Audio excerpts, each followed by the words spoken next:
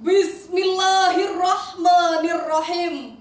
Assalamualaikum warahmatullahi wabarakatuh. Alhamdulillahilladzi an'amana bi ni'matil imani wal islam. Wa nusalli wa nusallimu ala sayyidina Muhammadin khairil anam. Amma ba'd. Dewan Hakim yang arif nan bijaksana, hadirin rahimakumullah. Di era revolusi industri 5.0, hampir seluruh aktivitas manusia sudah tidak bisa lepas dari penggunaan teknologi informasi. Berdasarkan data wearesocial.com, pada akhir Februari 2022, penduduk Indonesia yang menggunakan internet sebanyak 274,9 juta jiwa. Dari jumlah tersebut, terdapat 191, juta yang aktif berselancar di dunia maya. Jumlah ini sepadan dengan 73% atau hampir dari seluruh penduduk Indonesia. Data pertumbuhan digital dari wearesocial.com ini memperlihatkan pertumbuhan pengguna telepon seluler sebesar 3,6% dan peningkatan pengguna sosial media sebesar 12,6%. Hal ini hadirin menunjukkan gambaran yang jelas betapa media sosial telah menjadi kebutuhan nyata walaupun sifatnya maya. Kini perkembangan media sosial telah mengantarkan pada kemudahan hubungan interaksi manusia di berbagai belahan bumi, tetapi bisa didatangi dalam hitungan jari. Laksana sebuah ungkapan, ibarat dunia dalam genggaman. Hadirin, sebagai pengguna teknologi haruslah pandai dalam memilah dan memilih informasi yang datang menghampiri. Berita dari berbagai media yang belum pasti kebenarannya harus direspon secara bijaksana. Sebagaimana yang dikatakan oleh Sergio Andres Cestano yang dimuat di dalam jurnal Aggression and Violent Behavior pada awal tahun 2021 mengungkapkan bahwa media sosial sebagai sarana bagi ekspresi cyberhate dengan ujaran kekerasan dan agresif. Lalu, bagaimanakah cara ideal dalam menggunakan media sosial? Sebagai jawabannya, izinkan kami menyampaikan syarahan dengan judul Etika Bermedia Sosial dalam Membentuk Generasi yang Bermoral, dengan berlandaskan dalil nakli Quran Surah Al-Ahzab ayat 70 sampai dengan 71. A'udzu billahi minasy syaithanir rajim.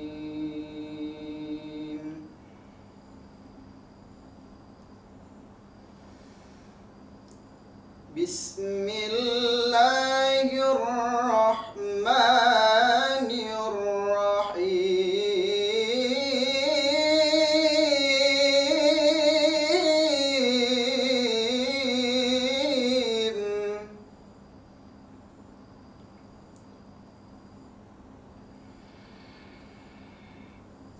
Ya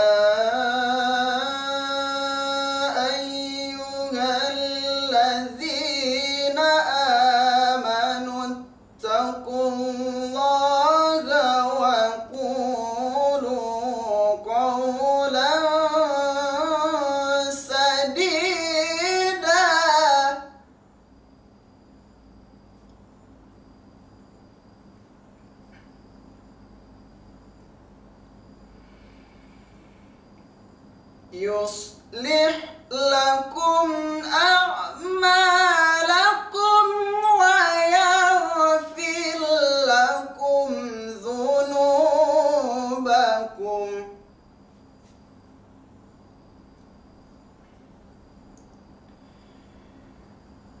wa man yuti'illah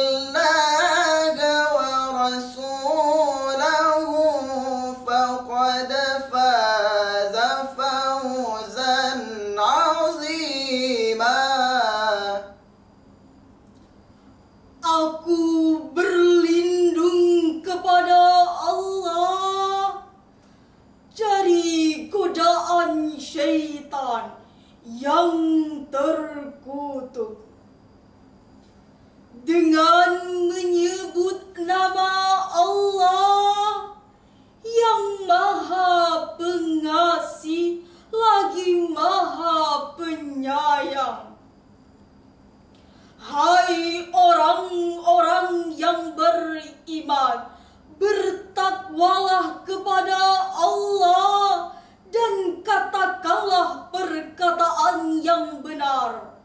Niscaya Allah akan memperbaiki bagimu amalan-amalanmu dan mengampuni bagimu dosa-dosamu. Dan siapa yang menaati Allah dan Rasul-Nya, maka sesungguhnya ia telah mendapat kemenangan yang besar. Dewan Hakim yang mulia dan hadirin yang bijaksana, di dalam kitab Safatut Tafasir jilid 2 halaman 634, Imam Ali As-Sabuni menjelaskan bahwa kalimat qaulan sadida adalah ai qaulan sadiqan ghairu jair hakun ghairu batil. Ucapan yang jujur bukan berdusta, kata yang benar bukan yang salah. Lebih lanjut, Imam Ibnu Katsir di dalam tafsir Ibnu Katsir terbitan Insan Kamil cetakan ke-6 tahun 2019 jilid ke-8 halaman 376 sebelah kiri paling tengah menjelaskan bahwa perintah untuk berkata dengan jujur adalah memberitakan fakta yang sesungguhnya atau qaulan sadida. Sikap jujur merupakan kesesuaian antara perkataan dengan apa yang ada di dalam hati, juga dengan apa yang kita beritakan. Demikian penjelasan Al-Isfahani di dalam kitab Al-Mufradat halaman 277. Lebih lanjut, Al-Isfahani menyampaikan ada 4 kriteria seseorang bisa disebut siddiq atau orang yang benar-benar jujur. Pertama, orang yang jujurnya lebih banyak daripada dustanya. Kedua, orang yang tidak pernah berbohong sama sekali. Ketiga, orang yang selalu berusaha untuk tidak berbohong agar terbiasa jujur. Keempat, orang yang benar baik perkataan maupun akidahnya yang dibuktikan melalui perbuatan. Hadirin, di dalam tafsir Al-Muyassar yang ditulis oleh Dr. Hikmat Bashir pada jilid 3 halaman 418, Allah menjelaskan bahwa apabila kalian bertakwa kepadanya, niscaya Allah akan memperbaiki amal perbuatan, mengampuni dosa-dosa kalian, dan memberikan kemuliaan. Hadirin, Majelis Ulama Indonesia mengeluarkan fatwa nomor 24 tahun 2017 mengenai hukum dan pedoman bermuamalah melalui media sosial secara santun dan beradab. Pertama, larangan melakukan fitnah dan hal-hal yang dapat menyebabkan permusuhan. Kedua, larangan melakukan bullying, permusuhan berdasarkan suku, ras, atau golongan. Ketiga, larangan menyebarkan hoax serta informasi bohong meskipun dengan tujuan yang baik. Hadirin, Aryatna Matamoros dan Johan Farkas mengungkapkan dalam jurnal Television and New Media pada awal tahun 2021 mengungkapkan adanya berseliweran ujaran kebencian dan rasis di media sosial. Warami yang dikutip oleh Mahmuda yang ditulis dalam jurnal Fon pada tahun 2021 mengungkapkan bahwa ujaran kebencian terdiri dari berbagai bentuk, yaitu penghinaan, fitnah makian, dengan bahasa yang kotor dan kasar. Selanjutnya, masalah yang timbul dari akibat bermedia sosial adalah menjamurnya berita hoax. Kemudahan yang diperoleh oleh masyarakat untuk mengekspresikan diri dan sikapnya, yaitu memberikan kebebasan bagi warga terlepas dari berita tersebut benar atau hoax. Demikian penjelasan Yanti Dwi Astuti dalam jurnal Library Philosophy and Freestyle. Hadirin, selain memerintahkan kita untuk senantiasa berkata yang benar, Allah Subhanahu wa Ta'ala juga menuntun kita supaya tidak mudah menelan mentah-mentah informasi yang baru saja kita dapatkan. Berkenaan dengan hal ini, Allah Subhanahu wa Ta'ala berfirman di dalam Al-Quran, surah Al-Hujurat ayat 6. Ya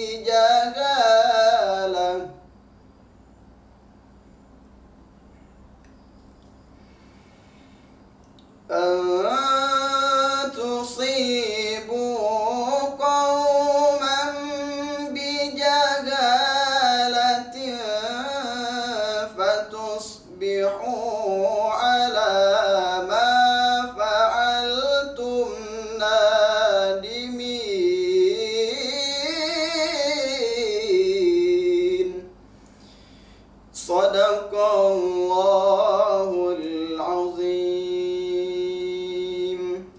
Wahai orang-orang yang beriman, jika seseorang yang fasik datang kepadamu membawa suatu berita, maka telitilah kebenarannya, agar kamu tidak mencelakakan suatu kaum karena kebodohan yang akhirnya kamu menyesali perbuatanmu itu. Maha benar Allah dengan segala firman-Nya. Dewan Hakim yang mulia dan hadirin yang bijaksana, di dalam tafsir Al-Misbah karya Muhammad Quraisy Shihab volume 13 halaman 237 sampai dengan 238 menjelaskan bahwa kata in biasa digunakan untuk sesuatu yang diragukan. Hal ini mengisyaratkan bahwa kedatangan kaum fasik kepada kaum beriman sangatlah sedikit, karena menurut kaum fasik orang beriman itu tidak mudah dibohongi. Sedangkan menurut ilmu ma'ani, ayat tersebut merupakan jumlah insya'iyah, maksudnya mengandung unsur instruksi. Sedangkan sababun nuzul, ayat tersebut sebagaimana yang diriwayatkan oleh Imam At-Tabrani yang bersumber dari Jabir bin Abdullah, Alqamah bin Najlah, dan Ummu Salamah, berkenaan tentang pemimpin Bani Mustalik yang baru masuk Islam bersama kaumnya dan hendak membayarkan zakat kepada Rasulullah. Namun ketika itu Rasulullah Shallallahu Alaihi Wasallam disuguhkan informasi yang tidak benar oleh Al-Walid bin Uqbah. Ia mengarang cerita bahwa Bani Mustalik tidak mau membayarkan zakatnya. Padahal ketika itu Bani Mustalik justru menunggu kedatangannya untuk menyerahkan harta zakat mereka. Hampir saja Rasulullah Shallallahu Alaihi Wasallam terprovokasi melakukan tindakan destruksi untuk memerangi Bani Mustalik. Maka turun teguran, "Ja'akum fasikum binaba'in fatsabayyanu." Jika datang seorang fasik membawa berita kepadamu, maka bertabayunlah. Tabayun menurut Imam Ali As-Sabuni dalam Safatut Tafasir jilid 3 halaman 256, maksudnya fatusbitu min sihhatil khabar. Sedangkan dalam ilmu komunikasi, tabayun adalah melakukan investigasi reporti, yaitu melakukan check and recheck, memilah dan memilih setiap informasi yang baru saja kita terima. Maka Rasulullah SAW bersabda, "At-tabayyanu minallah wal ajalatu minasyaitan." Sikap hati-hati itu berasal dari Allah, sedangkan terburu-buru itu berasal dari setan.